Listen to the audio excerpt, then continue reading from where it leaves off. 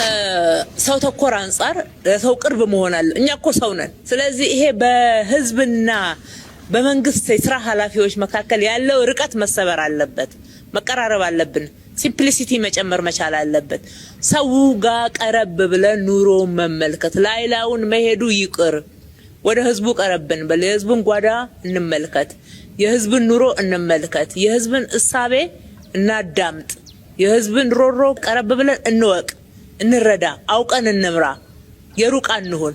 ስለዚህ ከንቲባችን እንደዚህ ለሰው ልጅ የማይጎረብጥ በጣም ደስ የሚል በጣም የሚያረካ ሰው በአገሩ በማንነቱ እንዲኮራ የሚያረግ ንግግር እየተናገሩ ጸረ ልማት፣ ጸረ ሰላም፣ ጸረ ህዝብ የሆነ ድርጅት እንዴት አልተያዘም እስከ ዛሬዋ ቀን ድረስ?